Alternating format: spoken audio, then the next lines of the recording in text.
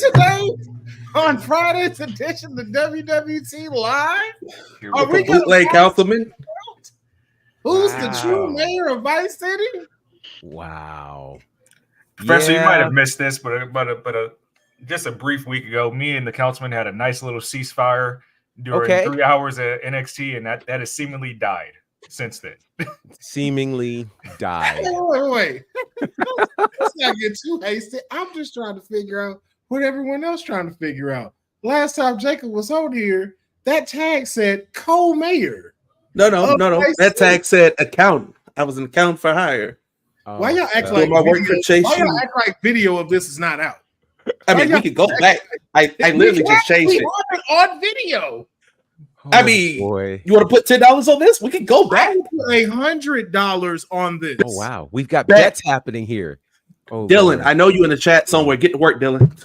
Oh well, speaking of Dylan, it is morning over in Australia. Good morning to you, kind sir. Cousin Ron, good to see you. Dylan says the new NXT Bonafide entrance still not going to be played.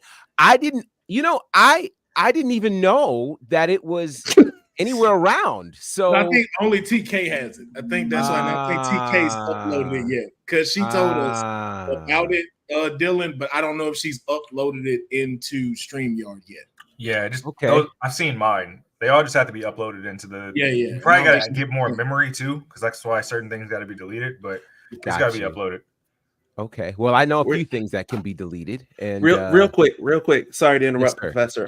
One, let's look at Dylan's last comment. Two, what am I gaslighting, ma'am? I'm on your side 90% of the time. Why are we doing this to me? I just got here and we're firing shots. Oh boy, Rosa is here. I am never on your side. This is war for life. Hi, Cyndiel. You're always welcomed over here. Cyndiel is here. Oh boy, this is so. Wait, I'm curious if it's morning for you as well, Cyndiel. I don't know that I've ever known where you're at. So if you can let us know where you're at, that would be fantastic. Councilman, you guys have that in common. You guys are both Jags fans. He has no right to slander. Oh boy, Jacob and Councilman. Oh boy, no. Jacob covered the Jags. Let's clarify that. Eric is. You kind of become a fan when you cover a team. Boy. You kind of do. Oh boy. Well, this ought to be fun trying to do this show. Well, I'm going to start in a very interesting way. If you'll remember on Wednesday, we talked about the fact that Tony Khan had a doc of sorts that was going to air on NFL Films. Let me ask, has anybody watched that yet? I actually watched it. You did watch it, Courtney. Okay, cool. Anybody else watch it? All right. So let me tell you what it was, and then Courtney, you can share any thoughts that you have on it. So it was, we were all told it was going to air on Wednesday at 7:30 p.m. Eastern prior to Dynamite. It aired on FS1. And so what happened is, so this was not a full 30-minute documentary on Tony Khan. It was not. Instead, it was kind of NFL Films had this program and they profiled 3 different people or 3 different stories. And his was one of the 3. It was a 24-hour look in the life of Tony Khan. And it dealt with him right after this pile driver into the NFL draft and that kind of thing. So, this was the neck brace time then.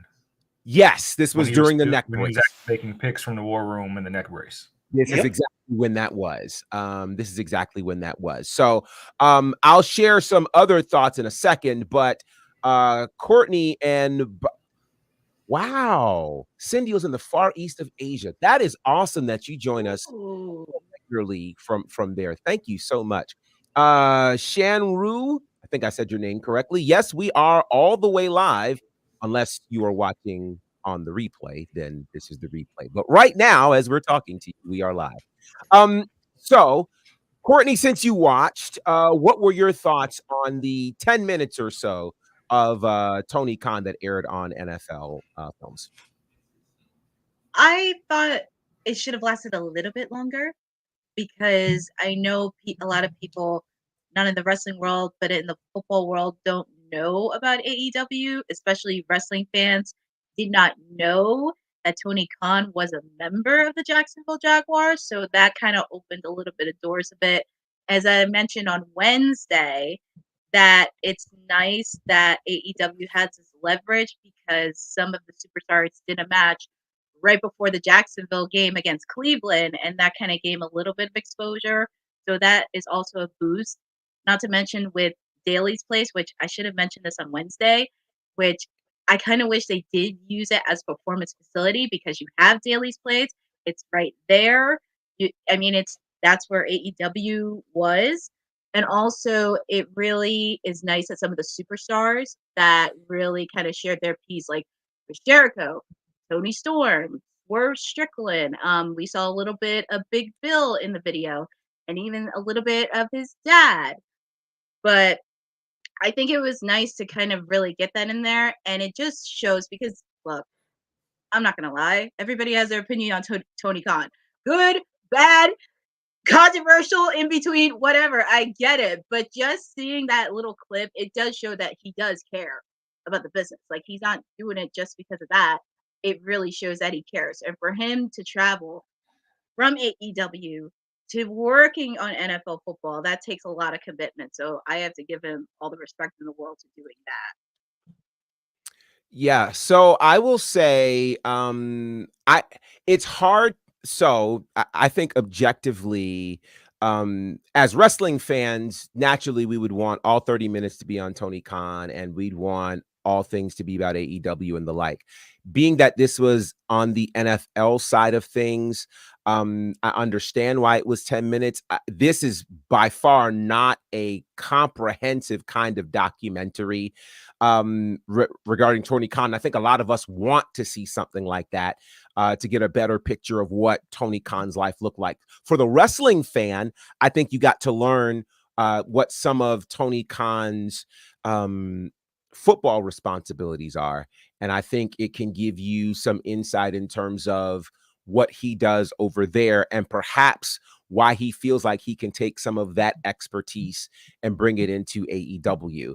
But if you're looking for kind of a full documentary that will tell you a lot more about AEW and Tony Khan than you already know, this is probably not the piece to watch. But if you would like to see him in his NFL world, I do think that'll be cool to check out. Of course, this is nothing like what we're going to see next week when we finally get the official debut of the Mr. McMahon documentary coming on to Netflix. Again, that is next week, and I shouldn't put this out there. I won't, because it's going to mean more work for us. But I do think there probably need to be dedicated conversations. That's the best way to say that, to that particular show when it airs. And for those who don't know, it is a 6-part docuseries. So it's not going to be just kind of a one and done. There are 6 chapters to this. And I believe the first 2 are coming our way when it premieres on September 25th. And we'll talk more about that, obviously, when we get into it. But that's the word and the follow-up from Tony Khan. Now, I mentioned Netflix. But before I get to that, let's talk about this here. Because in the AEW world today, one of the pieces of news that we got is that Miro has asked for his release from AEW. Now, it has been a while since we've seen Miro on AEW television. I think the last time we heard from Miro was in an interview in April. He's been injured for a while. There was talk that he could come in during the All In Casino Battle Royal match. That didn't happen. The Casino Gauntlet match, rather. And the challenge here, and the reason he's asking for his release, is because back in 2022, he actually signed a 4-year extension. So him asking for his release means he's still got about 2 years. He still has about 2 years left on his contract. So my question right now is, A, do you think Miro gets his release? And B, what should Miro do at this point? Councilman, we'll start with you. Come on home. Come on home. Come on. Come on. Let's get rid of that Miro. Let's slap Rusev back on here. It's time. You were there at the wrong time. This is the perfect time for you to come back, and you got nothing but competition. Him versus Gunther in a match, crazy. I think that's his best thing, and I hope that's what we see. That's all I got for that. Just come on home, my brother. Okay. Jacob, do you think Miro will be granted his release? And if so, what does he do now? So the reports are that he's getting paid 7 figures to sit at the house and argue over creative. My math ain't the best, but 7 figures means you're making at least $1 million. Tony, you gonna either have to release this man or be like, hey, dog, Wednesday, 2:00 call time, get your butt to the arena. You gonna earn this money because he went through a divorce. He was injured. He's had a rough couple years. That's fair. Pretty sure there was some other family-related matters in there. He's had a rough couple years, but you paying a man $1 million at least to not be around? I don't care how deep your pockets are. That's going to start hurting after a while. So maybe Tony gives him his release. Tony's released people before in the past. He got rid of Joey Janela, let Swole go. There's been releases, so maybe. But yeah, if you're Miro, take the release. Maybe Tony hits you with a 90-day no-compete. And like like Councilman said, come on home.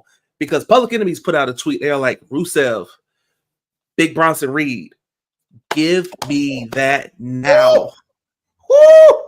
Throw Rusev in there with Bronson and Braun right now. Give me that. Inject it into my veins. Let those 3 kill each other every other week on Raw. Ain't even got to be for a title. We ain't got to have a match. Let them just destroy stuff. Or him and Oba, just like a one-off. Like he come back down to NXT and him versus Oba. Ooh. Nice little 2-month feud, kind of, get those legs back underneath you, get some reps in. Big meaty men slapping meat. Wow. Said, what do you think? Is there a space for Miro right now in this iteration of WWE? Yes and no. Because I don't think the embers of the flame would last long. I think there's better places for him. And I don't believe that Tony will actually grant this release because I think he knows in recent memory just how people can kind of use that star power on the other side to make people look even greater. And the Miro, the Redeemer stuff, that's some of Miro's greatest character work. So clearly he's learned some stuff apart from WWE aside of what he was given with the Rusev gimmick. But outside of just WWE, yes, the Bronson Reed, the Oba Femis would be cool. Even if he was able to get down to TNA and with this NXT TNA partnership would be cool. I would like to see maybe an extended stay in New Japan, seeing him take on the likes of like Jeff Cobb. That would be fun. There's a lot of different avenues outside of just the 2 biggest fish in the pond. So he has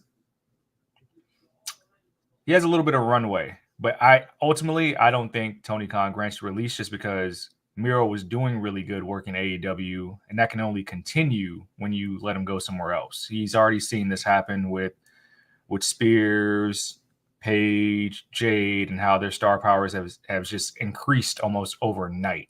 Letting an ex-WWE go back to WWE probably is not his best interest, so he might just continue to eat the money. I mean, I'm sure the story we have in the next part of the show, like, would he have let them go? And they're gone too. I don't want to say the name yet because I'm sure that story's up here, but I didn't think those 2 would be on heading their way to the WWE. So that's probably going to be a larger part of why he's going to continue to just eat that bill. I can see that, man. Okay. Interesting. So let me ask this question to the chat as well as to you, Courtney. If he comes back, is he Miro or is he Rusev? That's going to be very interesting because I believe WWE owns the trademark to Rusev. I believe they own it, like the name, the trademark, everything. So if he goes back to WWE, he's Rusev. But as the mayor pointed out, it would be nice to see him wrestle in a different promotion, such as New Japan, because I know AEW does have a partnership with New Japan. We've seen some stars wrestle in New Japan, in Stardom. It would be great to see him wrestle in TNA. That could also be another opportunity for him if that's the case. So if he's wrestling in a different promotion, I mean, I can't see him not using the Miro, but it's gonna be really interesting to see. As for WWE, I mean, I think it's a little different now than he was back then. I don't think they're gonna shove the Rusev down his throat. Maybe he'll use Miro. I don't know, but only time will tell. Any other thoughts? Should he come back as Miro or Rusev? Rusev Day. That's all I'm gonna say. Rusev. Look, he made his name as Rusev. Like, let's be honest. If you ask somebody, if you stick a picture of this man in front of a wrestling fan, and you go, "Is that Rusev or is that Miro?" Most will say Rusev. You made your name as that. Yeah, you had the couple hot runs as Miro, the Redeemer gimmick, the War with God was great stuff, but like you're going back to where they know you as Rusev. Let's not complicate things. And your star power is not big enough to warrant you going back in with the name that you switched to. So it's like if Goldust went back, if Dustin Rhodes went back, he could probably get away with being called Dustin Rhodes. And it's a safe bet Trips would probably let him because the star power, the name is big enough. You have Cody, it makes sense. Miro coming in, nah, dog, you Rusev. Let's go ahead. We might not slap you with the tank and the full Bulgarian gimmick, but you're Rusev. Let's get this running. Let's go ahead, print these shirts. Rusev Day is back. Let's make money. Interesting to see. Let's see. Rusev Day was such a great gimmick. It was getting over so well. Yeah, I think part of what made Rusev Day work was when he had, the guy we now know as the Drama King, Matthew Raywald, basically singing the whole Rusev Day. Without that and without, Lana, does that work the same? I'm almost in the camp of thinking he has evolved from what Rusev was. So if you're able to use the name Rusev, but be more like Miro, that could be a very interesting development, I think. I think the War with God, we just got started with that. I think if WWE could likely take that and produce it and present it in a way that we go, all right, I need much more of this, as opposed to how sporadically we were getting that over in AEW. So we'll see if Miro is granted his release, and if he is granted the release, where he ends up. Again, time will tell, but certainly we do wish him the best. Now, there's been a lot of conversation this week about Raw and SmackDown. So let's kind of get somewhat of an update on where we are. For one, talking about Raw, of course, we know Raw is headed to Netflix on January the 3rd. I'm sorry, I don't know where June came from. January the 3rd, 2025, it's heading to Netflix. Now, from October until it heads to Netflix, Raw will move to 2 hours while on USA. That's kind of part of the compromise, because if you'll remember, the deal with Fox ran out and Raw had nowhere to go from September through the end of the year. So the compromise was, hey, you get to come on to USA, or you get to stay on USA, rather, Raw that is, but back up, because I just mixed a couple of things up. SmackDown's deal ran out. Correct. But Raw's deal with USA was running out in October. Okay. So they signed a 3-month extension to be able to be there from October until the end of the year. But part of that came with reducing from 3 hours to 2 hours. So Raw will be 2 hours until they move to Netflix. When they hit Netflix, they are going back to 3 hours, and there will be commercials. So just be prepared for that. I don't know if there will be some sort of option on Netflix for those who have, paid for whatever the premium is to go commercial free. Don't know that yet, but we do know that Raw is going to be 3 hours when it heads to Netflix. Now, the other big piece of news is SmackDown.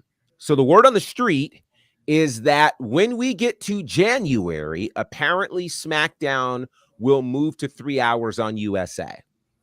Now I know some are probably leery of that because we thought that SmackDown would be 3 hours when it premiered last week. And a couple of people were prepared to do a 3 hour watch along, and they only had 2.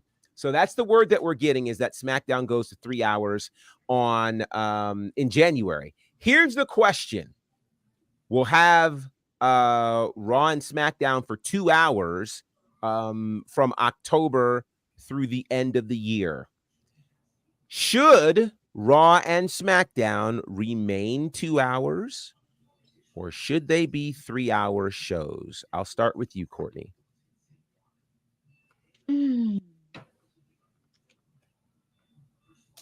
It's ironic because I'm looking at comments where people complain that it should be 3 hours. People tend to forget Raw originally was 2 hours. There's a pro and there's a con in this. For SmackDown, I believe they should keep it 2 hours. I know a lot of people said 3, but 3-hour wrestling on a Friday night, that's a little bit adjustable on a Friday. Monday, there's a pro to this when it comes to 2 hours because, of course, you want to keep that 2-hour span. You do get some action in there. You do actually get a little promos in between because 3 hours is a little bit long to really do, especially you don't want things dragging. And also, you don't want things to be too repetitive in some matches. I know the first time they tried to do it 3 hours, there were some matches that was getting a little bit too repetitive. So for me, I would love for them to at least remain 2 hours because when they first started, it was originally supposed to be a 2-hour show. And also, it's more action, but that's kind of my 2 cents on that. But I do believe they should be 2 hours. 2 hours. Very, very funny, Dylan. I had the same thought, actually, though. That's kind of funny. Boza says Raw was a great 2-hour show. Content creators were cranky when it wasn't 3 hours last week. I thought Raw was 3 hours last week. They were probably upset when SmackDown wasn't 3 hours. Now, I am going to do a little bit of fact checking. Raw was originally 1 hour. When it began in 1993. It was originally 1 hour, and then it eventually evolved to being a 2-hour show, and then, of course, ultimately a 3-hour show. Jacob, man, what are your thoughts on a 3-hour SmackDown and a 3-hour Raw? Are we good with that, or should we be hanging out at 2 hours? In idea, I'm good with it because look at the rosters. for those who are listening, Cindy, man, she's amazing. She says you are not the one, Lola Vice, the Councilman Morpheus 2024, and that's because the councilman has these shades on.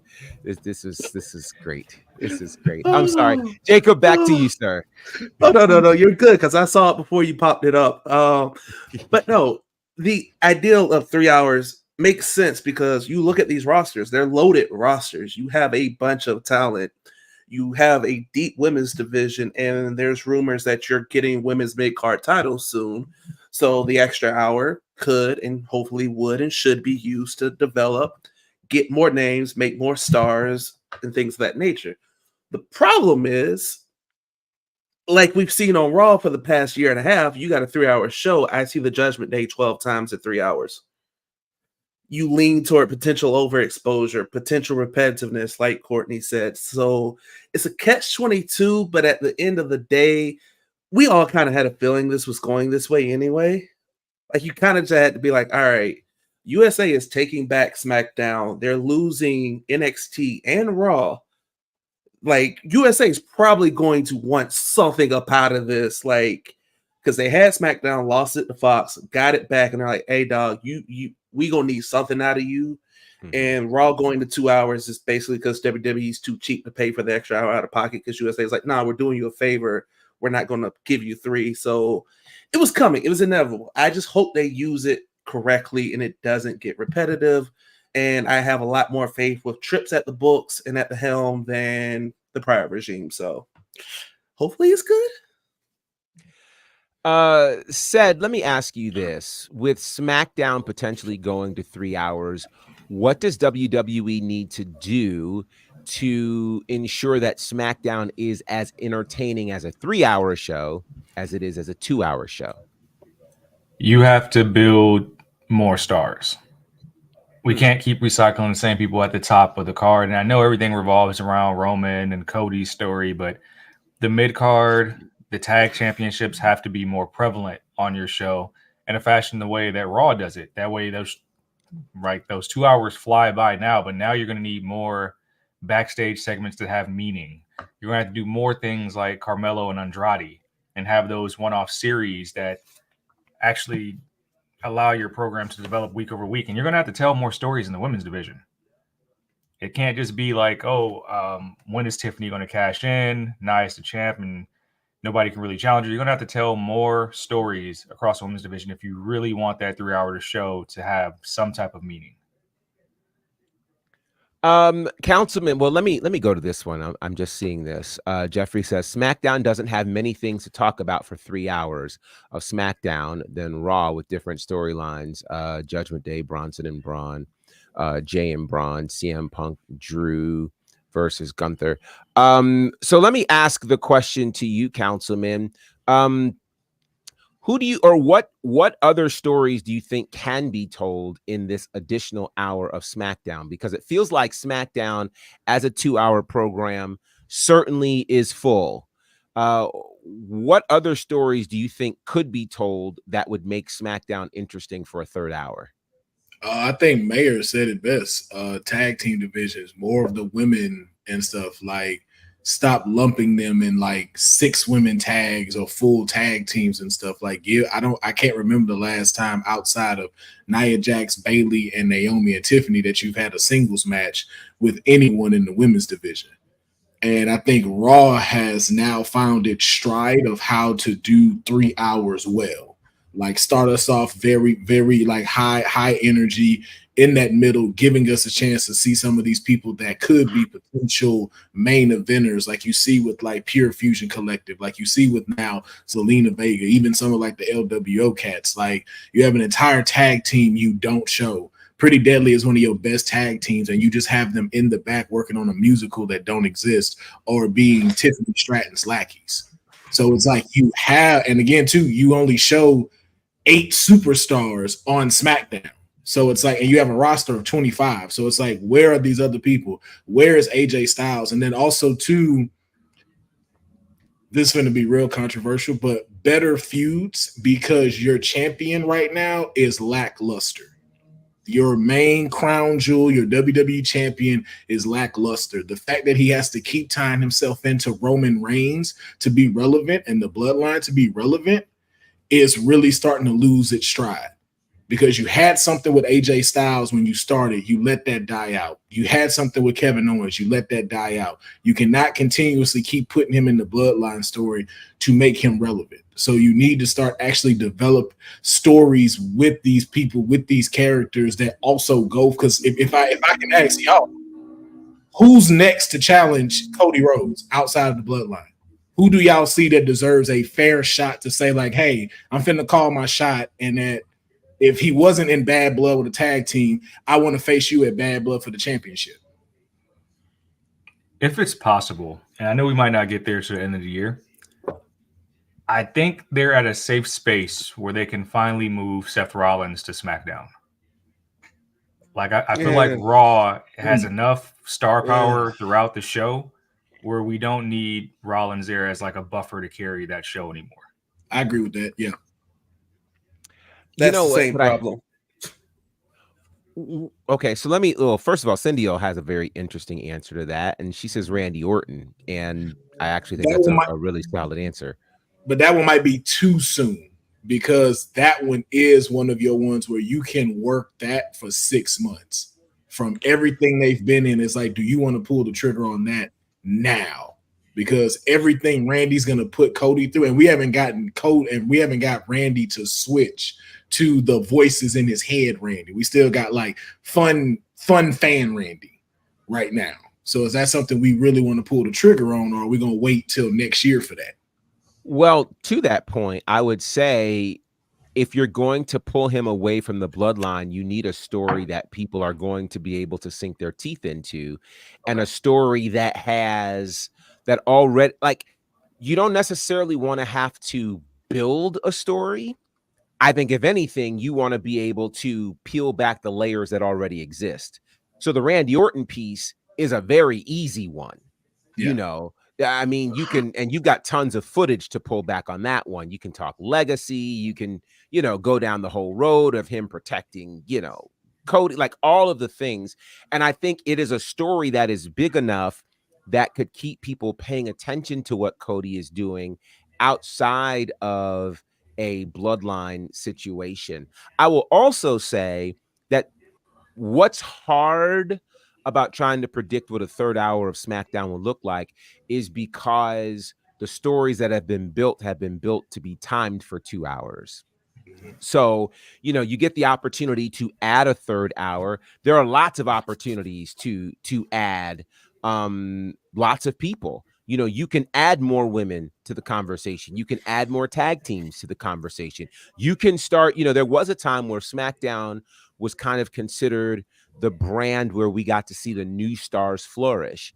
It could start to become that pipeline for some of these people we're seeing in NXT who are definitely due to hop onto the main roster. So I think there's some real opportunities. I think this is also going to impact, by the time we get to April, May, whatever the draft will look like.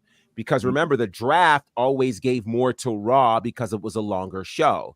If these shows are the same amount of time, then they both get the same kind of picks. And that could get interesting too. So I think there's some real potential here. And given to, I can't remember who said it. I think, Jacob, you might have said it. The size of WWE's main roster, and ultimately getting an extra hour of television time is a win. A big win. And the question will be how it will be leveraged. And again, I have lots of faith in Triple H. Now, you guys mentioned potentially growing the tag team division. Well, there are potentially some new signings that could speak to that, as it is being reported that former multi-time TNA tag team champions, the Motor City Machine Guns, that's Alex Shelley and Chris Sabin, are on their way to WWE. It is also being reported that Penta El Cerro Miedo, or Pentagon Jr., and Rey Phoenix, known as the Lucha Brothers, former AEW tag team champions, are also headed to the WWE. So with both of these teams coming, where do you see them fitting in? And who do you think their first opponents are? We'll start with Councilman, were you going first? Who was going first? I was gonna say, we know the Lucha Bros. They already said they're going to the main roster.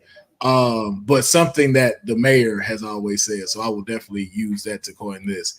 I pray it's SmackDown, because please don't put them with the LWO.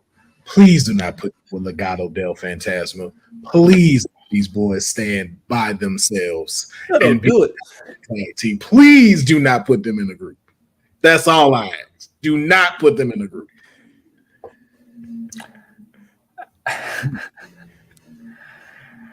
So Motor City Machine Guns, they're NXT bound.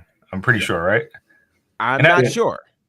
Okay, I thought I read they were NXT bound and kind of help for them. They would be, that's a good hand for them to help build up some of those younger teams there. I'm not Lucha Bros. I don't mind Lucha Bros being in one of those teams. Not LWO. LWO is a little bit more like 5-6 members. Legado is kind of like floundering. They need like an injection. I wouldn't mind that at all. Because if we get to a world where we get singles Penta for a while in WWE, I'm here for that. I'm here for that. However we got to get there, I'm here for that. But as far as a first feud, I mean, I can see DIY for Lucha Bros for, I guess, since it's getting soon to the CW, I think it's imminent that we see Motor City Machine Guns like one of those first 2 weeks, either the first or the following week in Missouri. So I think they're heading straight for Fraxium. Yeah, right after they match too in St. Louis, I could definitely see them coming out. Okay. Courtney, any thoughts on who might be the first opponents for the Motor City Machine Guns or the Lucha Brothers? Oh, I haven't heard the Motor City Machine Guns since their TNA days. I remember a few of their matches from 2003, 2004, 2005. I wouldn't mind seeing them on NXT. I know there was some reports floating around for them to be on NXT, but I wouldn't mind that. As for the Lucha Brothers, I wouldn't mind on either show. I just want them to be in a meaningful rivalry. And also, I don't want them to get buried by the Judgment Day because Finn and JD are the tag team champions, but it's like, I don't want them to get buried. Same thing on SmackDown where the Bloodline holds the tag team titles. So I could see them possibly going up either DIY, the Street Profits, Pretty Deadly, the Creed Brothers of American Made. That could be a really good rivalry, depend on it. But I wouldn't mind for them to be on the main show, the Lucha Brothers. I've seen how they did on AEW. Like, they're fun, they're high flying, the crowd gets into it. They go crazy anytime they come out. So they can do that. And also, they do have an audience with kids. Like, kids love the Lucha Brothers. So that's also a plus too. But I really want them to stand on their own 2 feet. I don't want them to be a part of any stables because I think they can handle it. But also, Motor City Machine Guns, I wouldn't mind seeing them on NXT because there have been reports floating. So I wouldn't be shocked if they were in one of the season premieres, either in Chicago or St. Louis. Jacob, any thoughts? All right, so I shook my head at no to the Guns going to NXT because, yes, it makes all the sense in the world. That tag division is very lacking and could use a very solid, reputable hand in the Guns. My only argument is that the Guns are 20-plus year vets. They have been here forever and a day. I love the Guns to death. I just want them to get their proper due. And I feel like let them come in hot, let them have a run, and then send them back to NXT if they want to go down, help develop. By all means, I just want the Guns to get that moment in the sun. So that's my only objection to that. But if that means the Guns come in and they take the belts off of A-Kid and Nathan Frazier, then yes, gladly, please, for all means, split those two up and let them go their separate way. We've been dragging this on too long. But the Lucha Bros, Councilman, they absolutely need to cross paths with LWO so we can send Rey Mysterio, get that retirement tour started. Go ahead and get Wild and Mendoza. Just let's pack them up and let's get this going. Bring the Lucha Bros in as heels. Let that first feud be LWO. Let them walk up on Wild and Mendoza because I'm pretty sure, if I'm not mistaken, they've had interactions in the past. Screws Del Toro now. What? Look, I'll call him by his TNA name if I got to. Oh, you talking about going?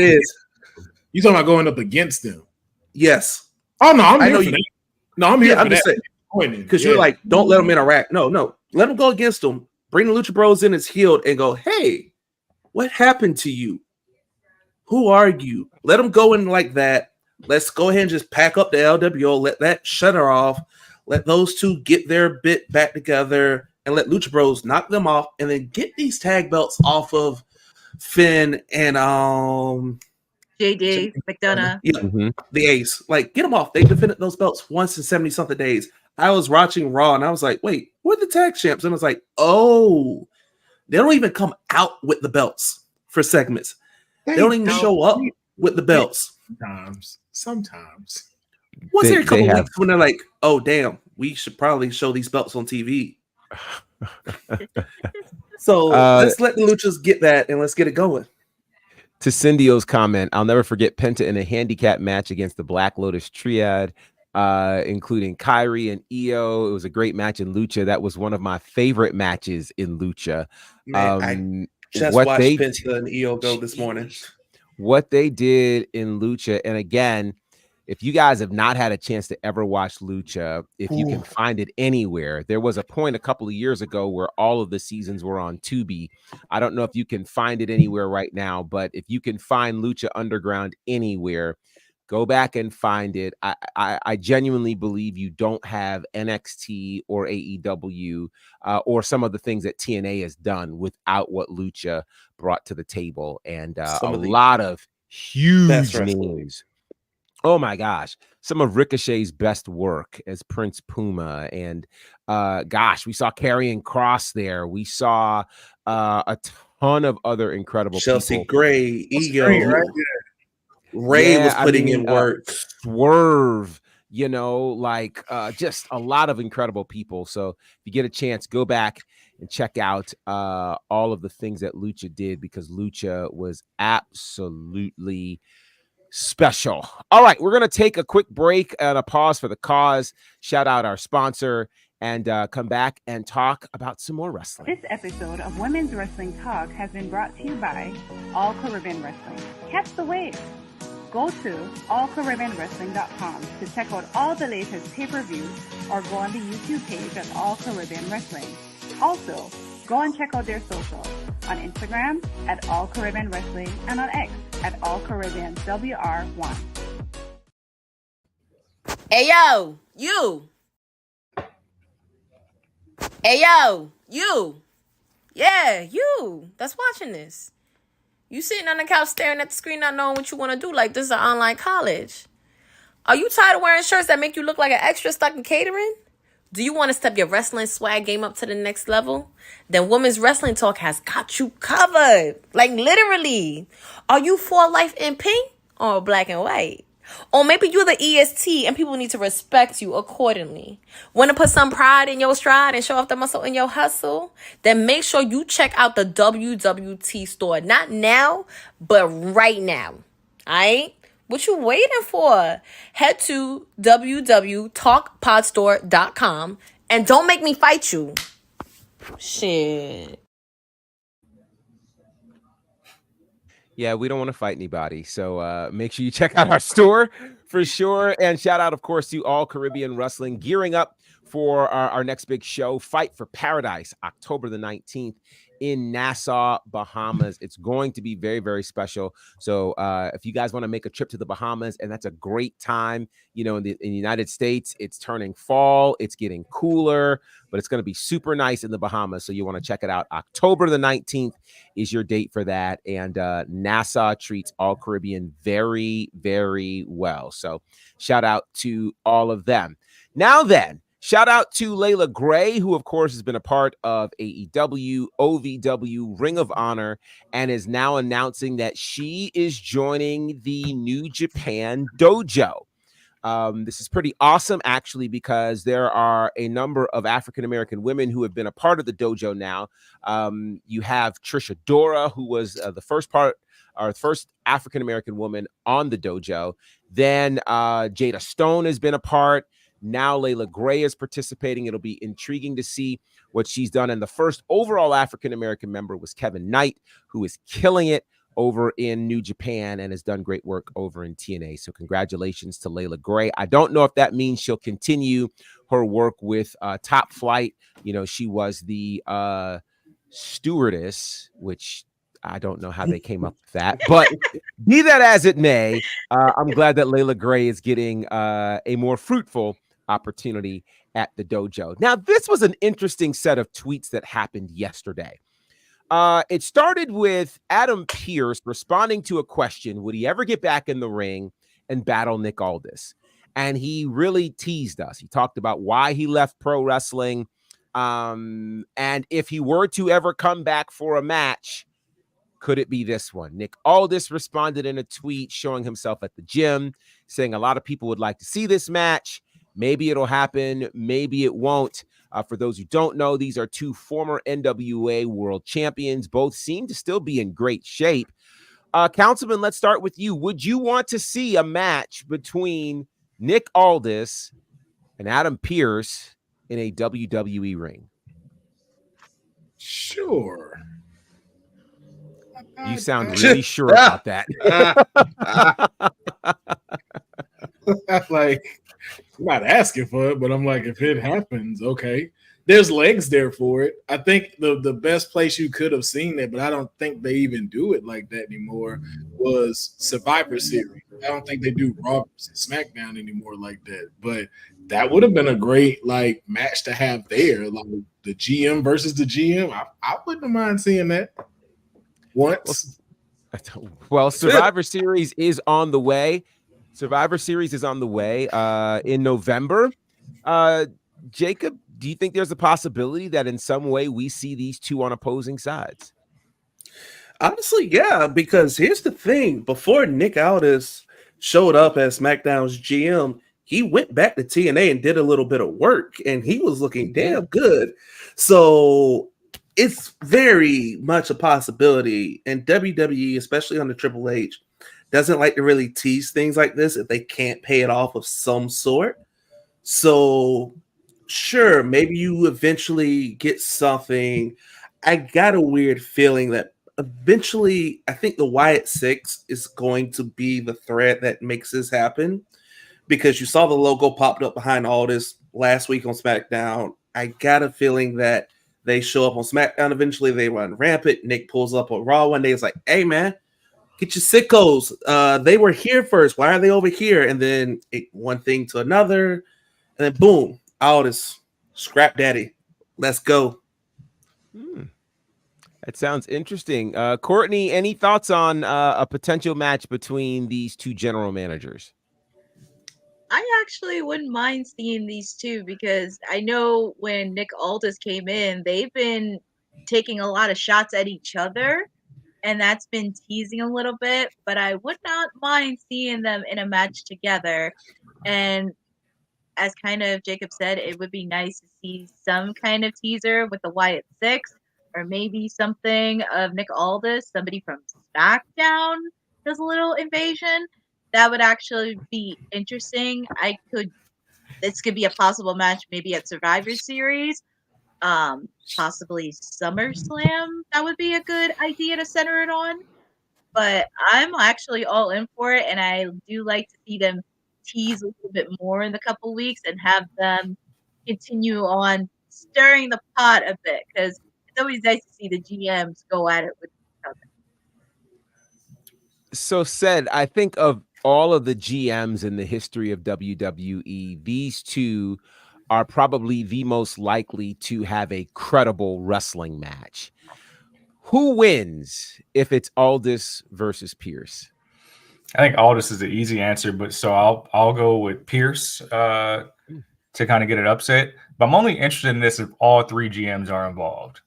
Meaning that Ava's involved in this match, and then Ava subs in her dad to take her place in the match. That's the only way that I'm interested in this match whatsoever. Piggybacking on what everybody's saying about Survivor Series being the most likely, and I don't think it would even be a one-on-one. I think they would probably man their respective teams and then kind of have that moment in the match where they are both in the ring with each other. I think that would be the best place for this to happen instead of an actual time limit match for whatever time. Because I don't think the crowd would really get behind it. But if you had 2 5-man teams and they're both on the apron with their teams, sure. I think that would be the best place. Now that you say it like that, though, I could also see that happening at Royal Rumble. Both enter the Rumble and have that moment. And have that moment, and then both of them get thrown. Piss me off. That's I mean, there's nothing way too mad than wasting entries in the Rumble. It's no worse than McAfee coming in, being like, "Oop, nope," and going right out. At least this could pay off to something down the road. And here's my thing. That wasn't supposed to be Pat McAfee. I forgot. Yeah, it doesn't matter. It happened. When Michael Cole went in, Michael Cole did it too. Mm-hmm. It happened. You could have called anybody else other than McAfee. It happened. Still the point. Here's my thing, though. Nick Aldis at some point is going to get physical with somebody. Yeah. Like, you keep watching SmackDown. Yep. They keep trying this man and putting hands on him and interrupting him. At some point, I think we're going to get that Nick Aldis match, and it's probably going to slap a lot better than it should and surprise a lot of people, because this man can go in the ring. He held down TNA during the dark days, and he beat Cody once, and then, we had to get it back and all that. But, it's there. It's there. I'm just saying, it could be entertaining. I don't think people really give Nick Aldis, and to a lesser credit, Adam Pearce, the credit that they deserve for their time in ring, because they haven't seen it on a big enough stage or seen it at all. It's going to be versus the COO if it happens. That's the only way you really can sell it. It's going to be. I know everybody's going to say it's going to be versus the COO if it happens. And I know everybody's going to say that he can't do it, and he's already said he won't wrestle again. But, we're in a never say never industry, and then healthcare is rapidly improving. I thought he but this was the man's heart, though. I don't think he's playing with that. Though. That's what I'm saying. I don't want to get into the technology. I don't know what they can do. Listen, you never know. It's the heart. It was like not a neck or concussion. Yeah, it's like unless he replaces his heart, it's like, bro, you can't. Yeah, that ain't that. Yeah. I will say this. I think it's probably a fair thing for people to probably go back and do some research on Nick Aldis. I mean, people are acting like Nick Aldis's last match was 15 years ago. He was in a ring last year, and that was off the back of a significant there. I'll go so far as to say there's not an NWA right now if it was not for Nick Aldis. I mean, Nick Aldis's championship run is what gave the NWA the platform it has right now. Man, that carried power for the first year or so. I mean, it really did. And I mean, he went, people who were mad about the Roman Reigns reign would have been mad about the Nick Aldis reign. He had almost 4 years as champion, but he was the guy who was as close to a vintage NWA world champion as you were going to get. A former TNA world champion as well. I mean, and let's put it to you this way. When he got signed to WWE, many were actually shocked that he was the general manager and not going into a ring. So I definitely think Nick Aldis is a guy who could put on the boots right now and give us a significant match. So I want to make sure people are aware of that. And if you aren't, definitely go back, check it out. I mean, the whole thing that built AEW was this little event called All In. And the only title match at All In was the NWA World title from that man, Nick Aldis, against Cody Rhodes. So Nick Aldis is very significant in this picture, and I think it'll be interesting to see what happens with him. But he's got to be able to say he had one match in WWE. I don't know against who. We already know what it is. Logan Paul. That's exactly who he's gonna face. Logan Paul. That actually, I wouldn't hate it.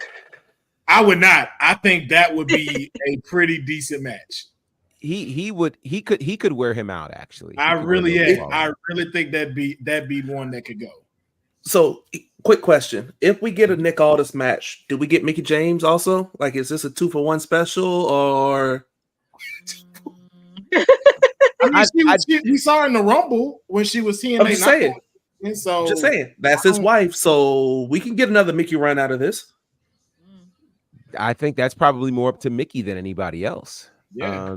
I think Mickie would be welcomed, especially in this WWE women's environment. I think that could be something really, really special. So we'll see, because it could be interesting. So with GMs, we can talk about people who have chosen to sign and re-sign. This is Steve Corino, a former NWA world champion, also did quite a bit in ECW. He spends quite a bit of time training the future stars at the PC, and he has re-signed with the WWE. So that is great.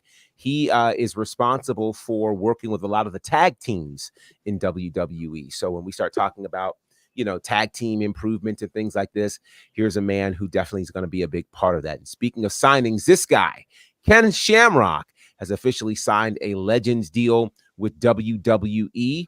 He talked about that on the Chris Van Vliet podcast. And he was also asked if he was interested in being in the WWE Hall of Fame.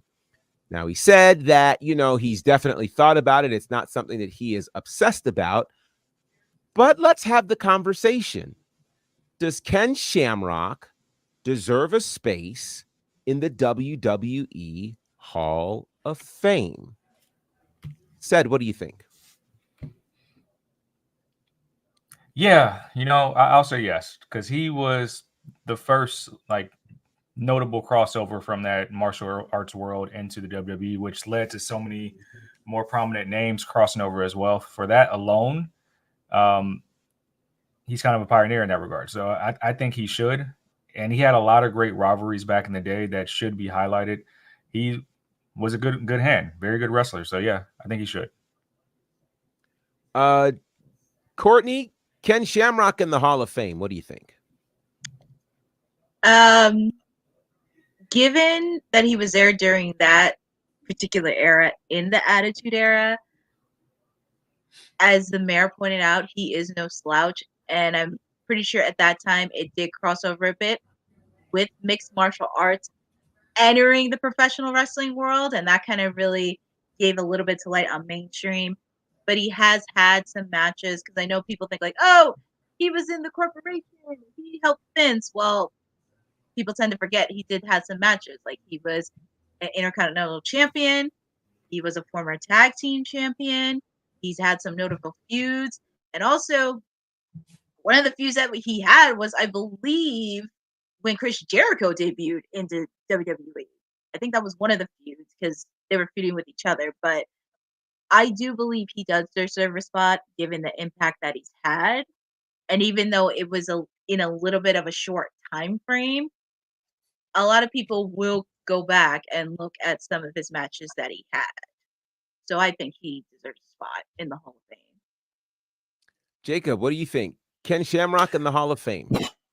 I'm gonna say yes because I just pulled up a quick list of people in the Hall of Fame because the whole thought is, oh, Ken Shamrock, that feels a little egregious. And I'm just looking at this and I see Great Khali, I see Brutus Beefcake, I see Hillbilly Jim.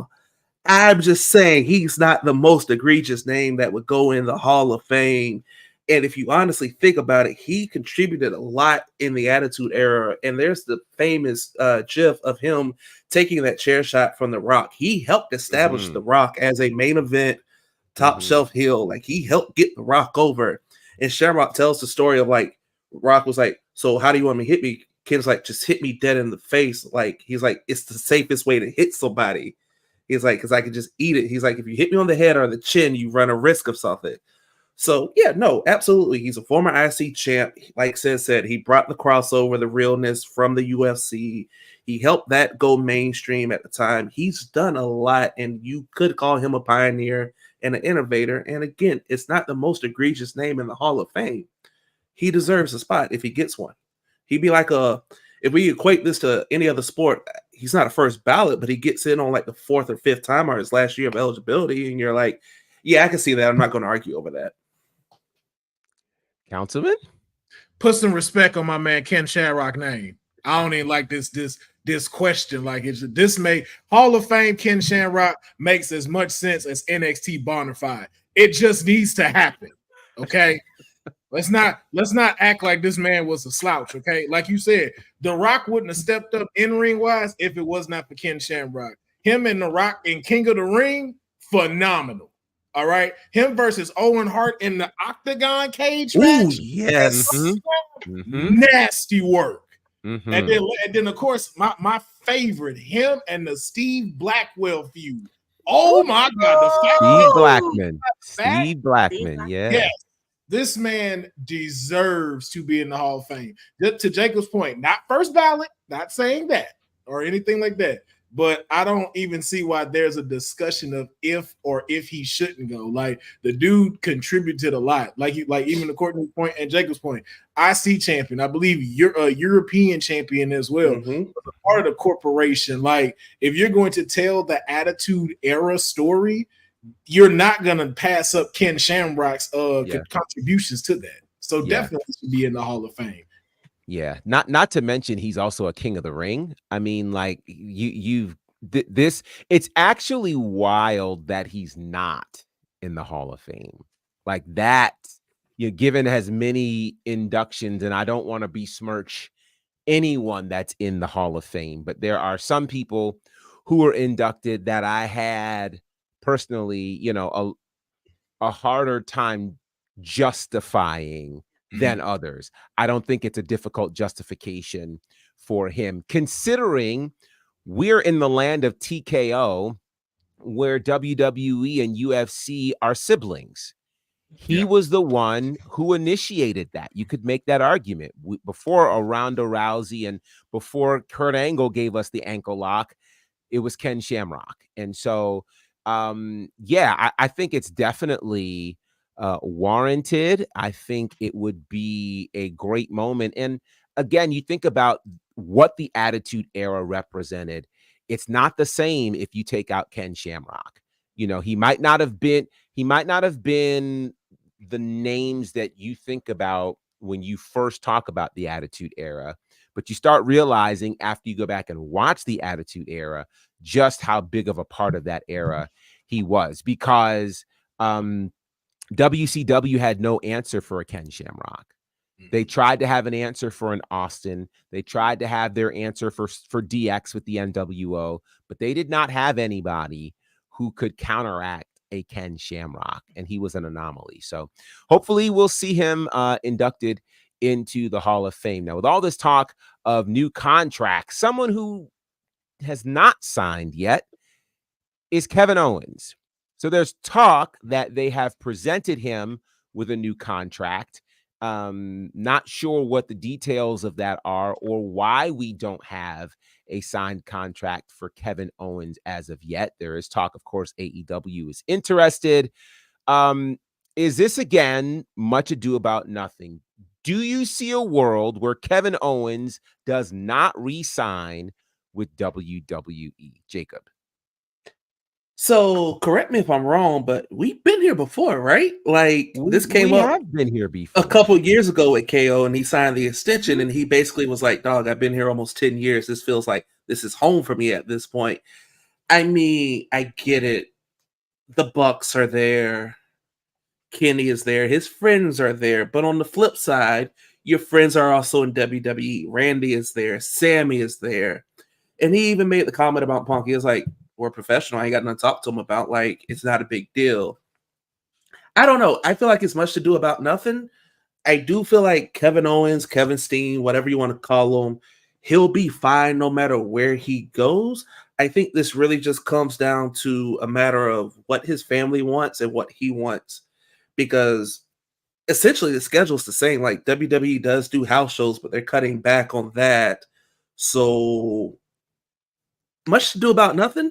I'm not going to be shocked one way or the other. If he goes AEW, I'm like, yeah, I see that. That makes sense. If he stays, of course, he's been here 10 years. Why wouldn't he?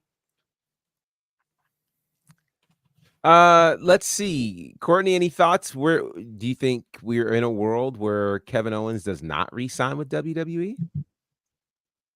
I can't see that because at the end of the day, it's going to be pretty much Kevin's decision and what his family's going to do. Of course, he does have people within AEW. He does have some friends here within WWE.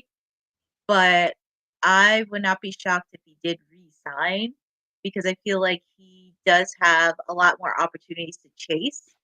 And I know he's been dying to be World Heavyweight Champion again before he retires.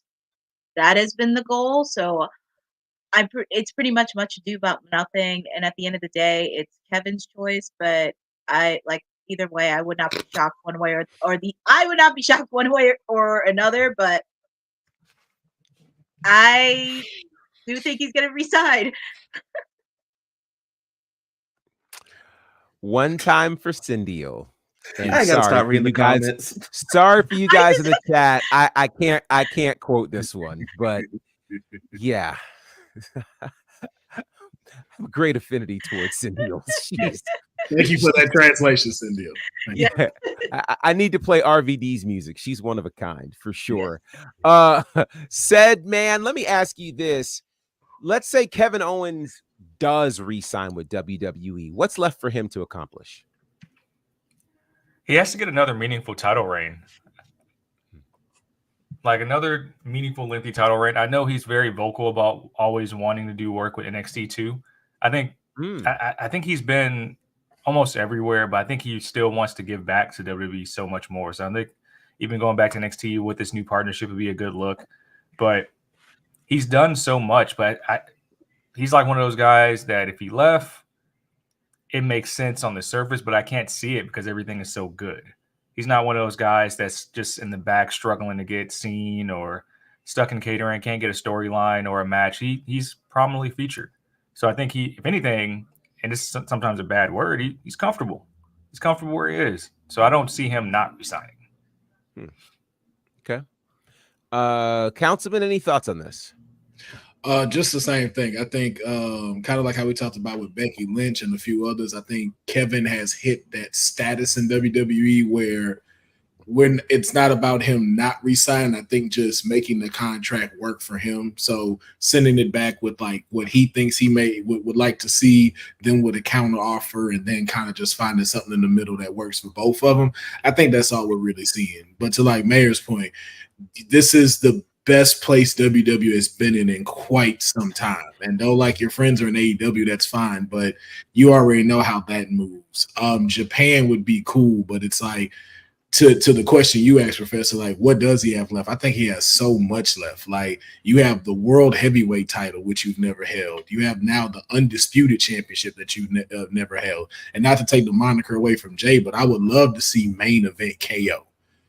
Headlining a PLE as the champion, bringing back the KO show. Like I think he has so much more to be able to offer here in the WWE, and so I don't see him leaving this place that's put him on the map.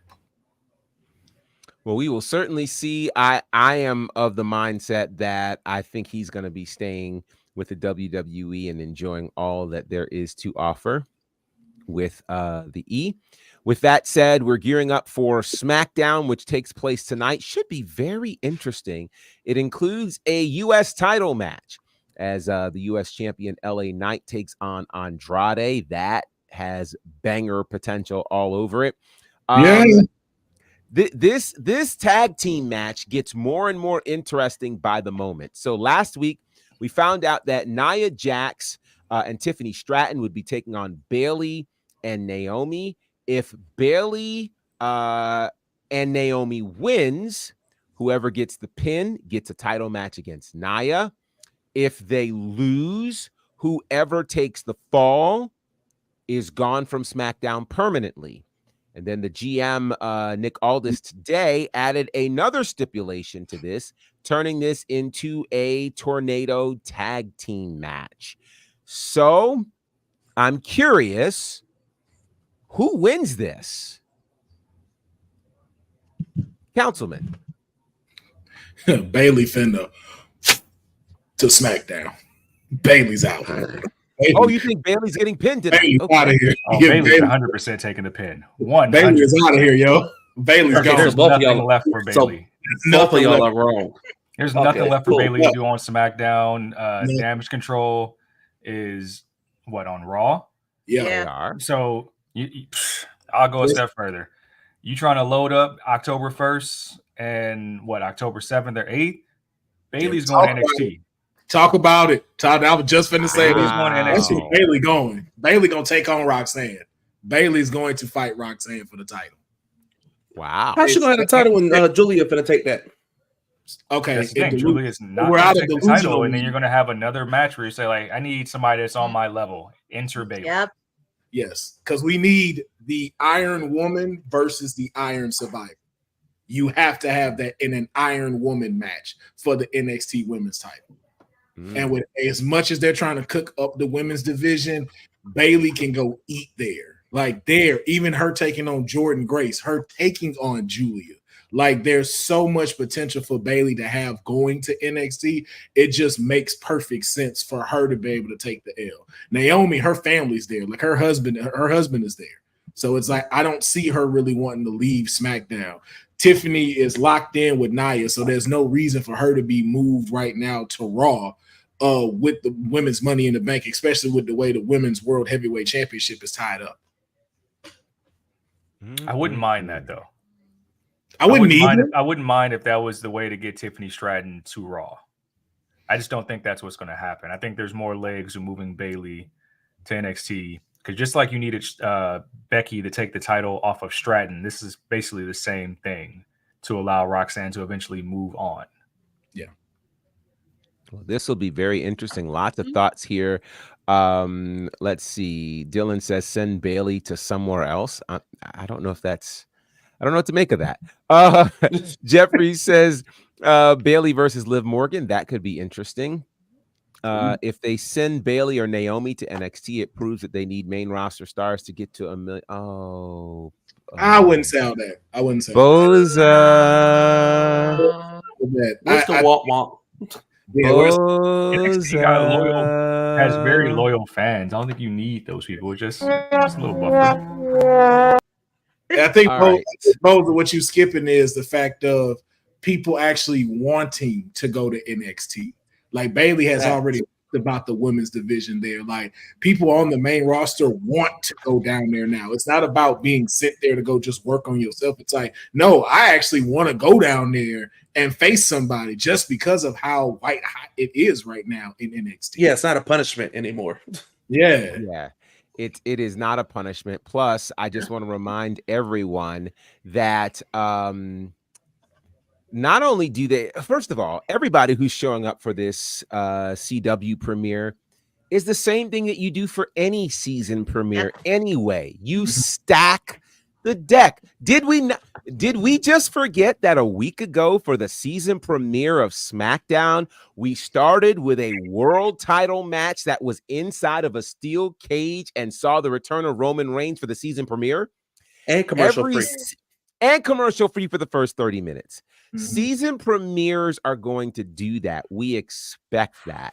So I'm not mad that NXT is going to load up on the season premiere and the week after. They're on a brand new network. And remember, I think they're going to clear 1 million. I think they'll do over 1 million because they're on broadcast television. So when you're on that means you're available in more homes. There are more people. The CW is already behind it. They're already putting out content on their socials. They've already, you know how WWE on Fox was a thing. Now, you know, they've got a WWE on CW kind of thing. Their CW sports pieces putting stuff out. So there's a lot of commitment from the CW to see to it that their people are aware that it is there. So if you think about how many people have cut the cable cord, you know, plenty of people have broadcast TV. So it's going to get interesting. Now, what I don't know, and I probably need to do a little bit of research on this, is to see if when NXT, in other words, after you've watched an episode of NXT, I know the next day it's available on Peacock. Previously, and we haven't even talked about this. This is probably a good time to talk about the relationship between the WWE and Hulu is coming to an end. It ends, I believe, next week. So, you know, you won't be able, so you won't be able to get replays of Raw and SmackDown, and I believe NXT as well. They already did it with SmackDown. SmackDown isn't showing anymore. You got to buy the like live TV thing to watch SmackDown now. Yeah. So with that said, I think it's going to get interesting in terms of that. But all of that said, NXT is going to bang.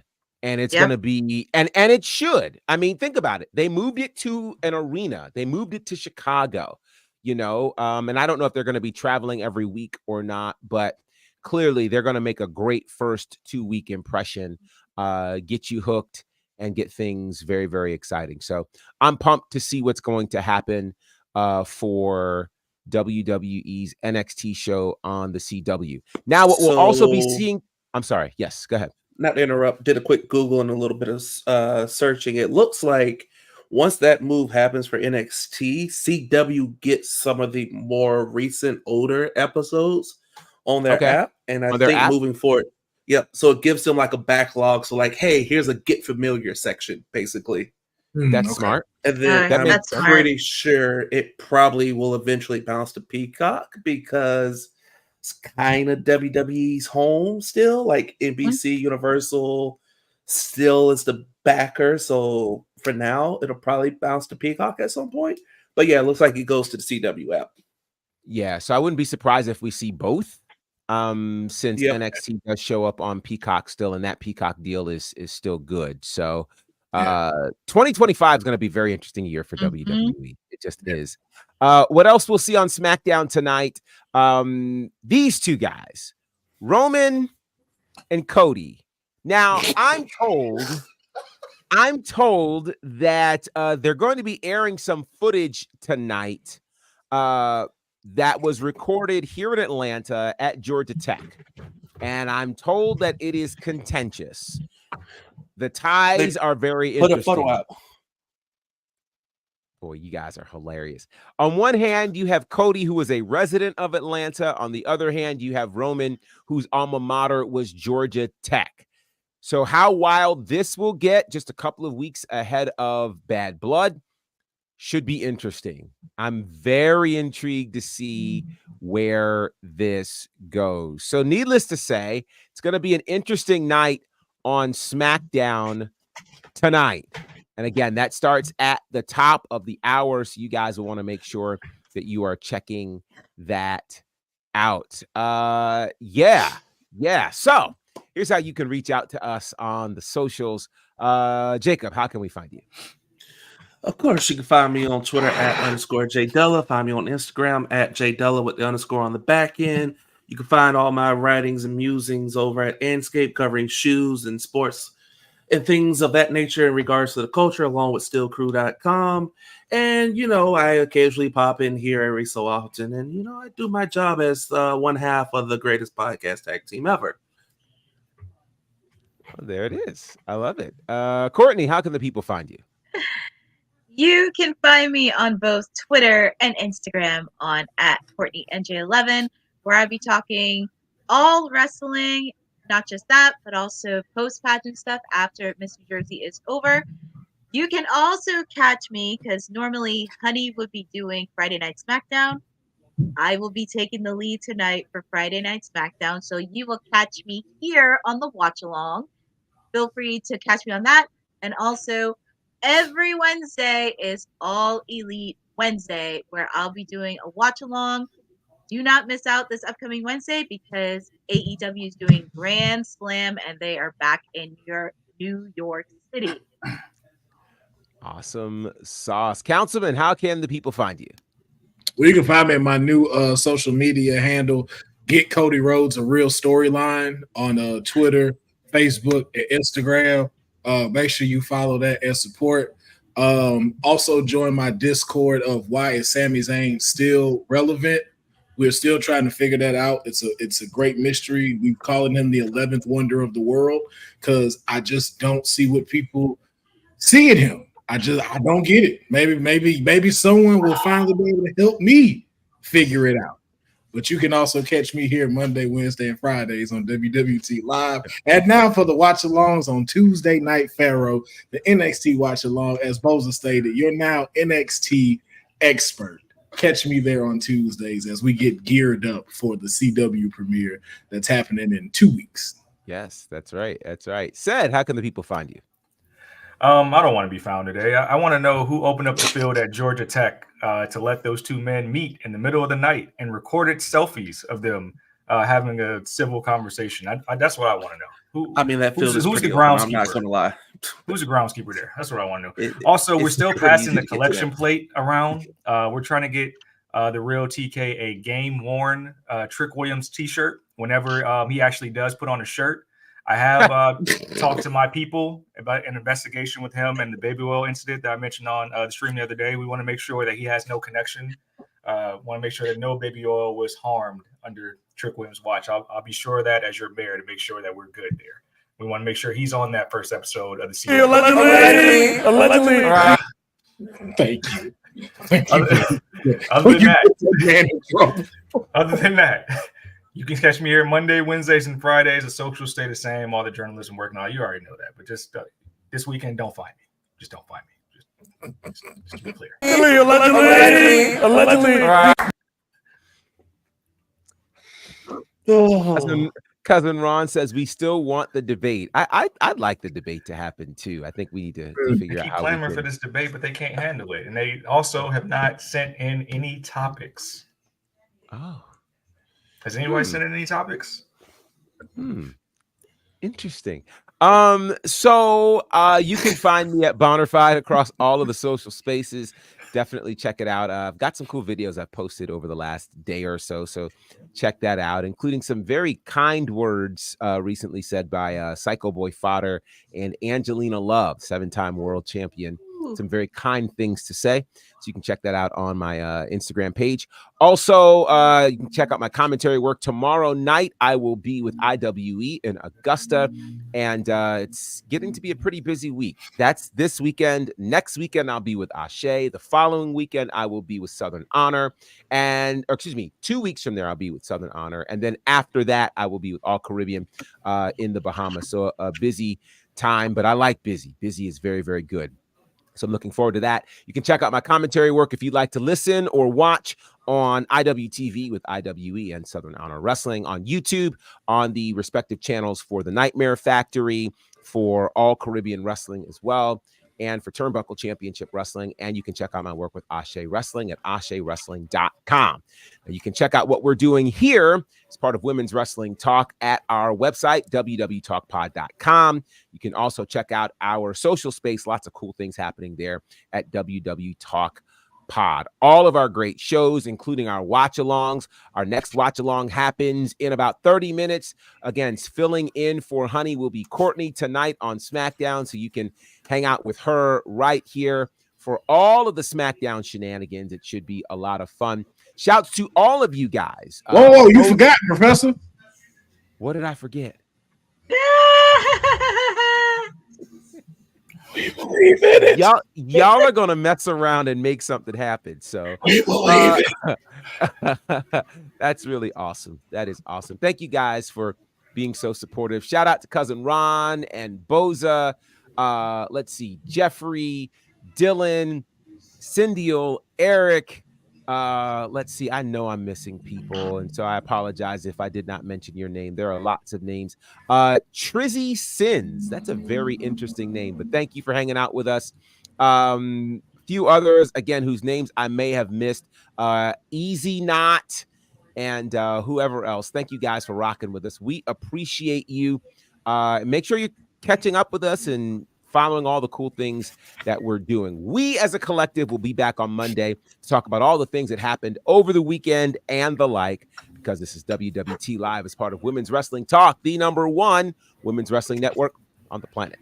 Thanks for joining WWT. Don't forget to like us on all social media platforms at WW Talk Pod.